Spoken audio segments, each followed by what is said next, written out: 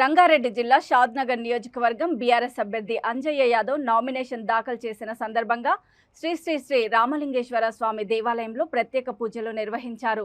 అనంతరము స్థానిక ఆర్డీఓ కార్యాలయంలో నామినేషన్ వేశారు. నామినేషన్ సెంటర్ పరిసర ప్రాంతాలలో ఎలాంటి అవాంఛనీయ సంఘటనలు జరగకుండా శంషాబాద్ డీసీపీ నారాయణ రెడ్డి పటిష్ట భద్రత ఏర్పాటు చేశారు. స్థానిక ఏసీపీ రంగస్వామి, పట్టణ సీఐ ప్రతాప్ లింగం, rural CI Lakshmi Reddy, inspector Ram Reddy తదితరులు నామినేషన్ కేంద్రం వద్ద బందోబస్తు నిర్వహించారు.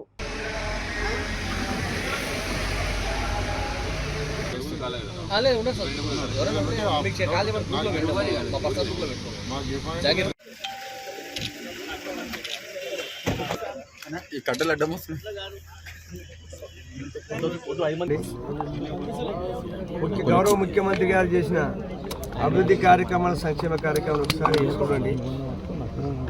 తెలంగాణ రాకముందు ఎట్లుండే, తెలంగాణ వచ్చిన తర్వాత ఎట్లున్నది.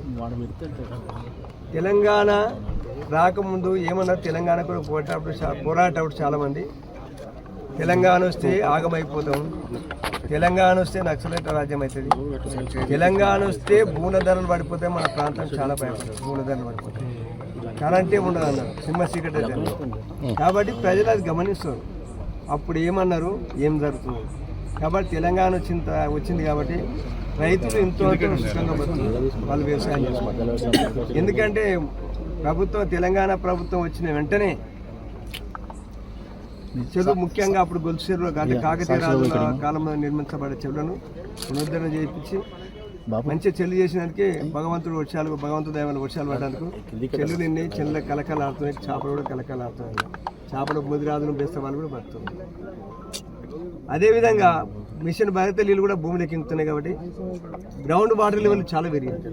కొన్ని బోర్లలో పైకి వస్తున్నాయి, అట్లా గ్రౌండ్ వాటర్ లెవెల్ పెరిగింది. కాబట్టి దాని దగ్గర బోర్డు సమృద్ధి నీళ్ళు వస్తున్నాయి, దాని దగ్గర ముఖ్యమంత్రి కరెంట్ ఇచ్చింది. కాబట్టి చాలా మంచిగా రైతులు క్షేమంగా బతుకున్నారు. కొద్దిగా మన రంగారెడ్డి జిల్లాలో 7 కాన్స్టిట్యున్సీలు ఉన్నాయి.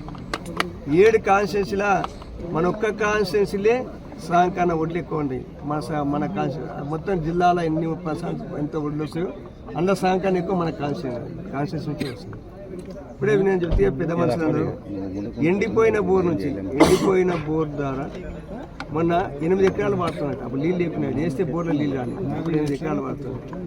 కాబట్టి అట్లా అప్పుడు ఆధారం నీళ్ళు లేక ఒక తానికే నీళ్ళు దొరకపోయేది. పశువులు ఇంకా నీళ్ళు లేకున్నాయి.